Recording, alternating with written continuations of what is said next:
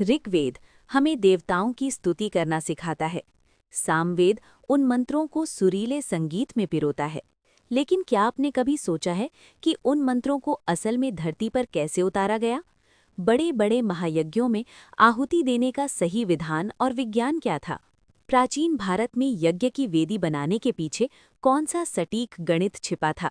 और कैसे एक गुरु के भीषण क्रोध ने ज्ञान के इस अथाह सागर यानी यजुर्वेद को दो अलग अलग हिस्सों में बांट दिया?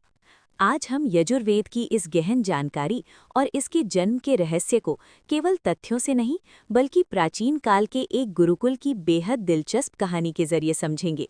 तो चलिए समय के पहिए को पीछे घुमाते हैं और चलते हैं महर्षि वैशंपायन के उस प्राचीन गुरुकुल में। अध्याय 1 गुरुकुल में जिज्ञासा। प्राचीन भारत के घने जंगलों के बीच महर्षि वैशंपायन का गुरुकुल था। वहां देश भर से आए तेजस्वी शिष्य वेदों का अध्ययन करते थे। एक शाम जब यज्ञ की अग्नि प्रज्वलित थी, एक युवा शिष्य ने महर्षि से पूछा, गुरुदेव, ऋग्वेद हमें देवताओं की स्तुति और मंत्र सिखाता है। सामवेद उन मंत्रों को सुरीले संगीत में पिरोता है। लेकिन इन मंत्रों का उपयोग करके हम यज्ञ और कर्मकांड कैसे करें? इसका सही विधान क्या है? महर्षि मुस्कुराए और बोले, वत्स, यहीं से यजुर्वेद का जन्म होता है। यजुस का अर्थ है यज्ञ या समर्पण और वेद का अर्थ है ज्ञान। यजुर्वेद वो ग्रंथ है जो हमें सिखाता है कि यज्ञ की वेदी कैसे बनेगी, कौन सी आहुति कब दी जाएगी और कर्मकांड का सही तरीका क्या होगा। ये ऋषियों का कर्मकांड है, यानी मैनुअल ऑफ रिचुअल्स। अध्याय 2 ज्ञान का विवाद और यजुर्वेद के दो भाग। महर्षि वैशंपायन के सबसे मेधावी शिष्य का नाम था याज्ञवल्क्य। एक बार किसी बात पर महर्षि वैशंपायन और याज्ञवल्क्य के बीच वैचारिक मतभेद हो गया। क्रोधित होकर महर्षि ने कहा, याज्ञवल्क्य, मैंने तुम्हें जो भी यजुर्वेद का ज्ञान दिया है उसे इसी क्षण वापस कर दो और मेरे गुरुकुल से चले जाओ। गुरु की आज्ञा मानकर याज्ञवल्क्य ने योग बल से अपने अंदर के सारे ज्ञान को उगल दिया। ये ज्ञान मंत्रों और उनकी व्याख्याओं यानी ब्राह्मण ग्रंथों का एक मिला-जुला और उलझा हुआ रूप था।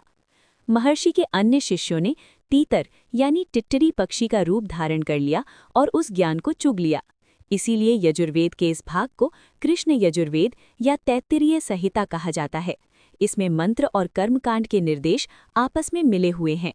अध्याय 3 सूर्यदेव की कृपा और नया वेद। अपना सारा ज्ञान त्यागने के बाद याज्ञवल्क्य उदास नहीं हुए। वे भगवान सूर्य की उपासना करने लगे। उनकी कठोर तपस्या से प्रसन्न होकर सूर्यदेव एक वाजी यानी घोड़े के रूप में प्रकट हुए। सूर्यदेव ने याज्ञवल्क्य को यजुर्वेद का एक बिल्कुल नया, शुद्ध और सुव्यवस्थित रूप प्रदान किया। चूंकि ये ज्ञान सूर्यदेव से प्रकाश के रूप में मिला था और इसमें मंत्र तथा उनकी व्याख्याएं बिल्कुल अलग-अलग और स्पष्ट थीं, इसीलिए इसे शुक्ल यजुर्वेद कहा गया। इसे वाजसनेयी संहिता भी कहते हैं, क्योंकि सूर्यदेव वाजी यानी घोड़े के रूप में आए थे। अध्याय 4 कहानी का सार और यजुर्वेद की शिक्षाएं। जब याज्ञवल्क्य ने अपना स्वयं का गुरुकुल स्थापित किया तो उन्होंने शिष्यों को यजुर्वेद का गूढ़ अर्थ समझाया। उन्होंने बताया कि यजुर्वेद केवल अग्नि में घी और समिधा डालने की पुस्तक नहीं है। यजुर्वेद की मुख्य विशेषताएं जो याज्ञवल्क्य ने बताई। यज्ञ का विज्ञान। इसमें राजसूय, अश्वमेध और वाजपेय जैसे महान यज्ञों का विस्तृत वर्णन है। गणित और ज्यामिति। यज्ञ की वेदियों को बनाने के लिए सटीक गणित और ज्यामिति का सबसे पहला प्रयोग यजुर्वेद के शुल्ब सूत्रों में ही मिलता है। प्रकृति और समाज। इसमें कृषि, समाज के कल्याण और प्रकृति के प्रति सम्मान के मंत्र हैं। दार्शनिक गहराई। यजुर्वेद का अंतिम अध्याय बहुत विशेष है।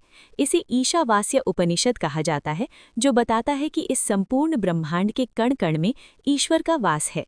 निष्कर्ष। इस प्रकार यजुर्वेद केवल कर्मकांडों का संग्रह नहीं है, बल्कि ये जीवन को एक यज्ञ के रूप में जीने की कला है, जहां हम जो भी कर्म करते हैं वो स्वार्थ के लिए नहीं बल्कि संपूर्ण सृष्टि के कल्याण के लिए एक आहुति होता है।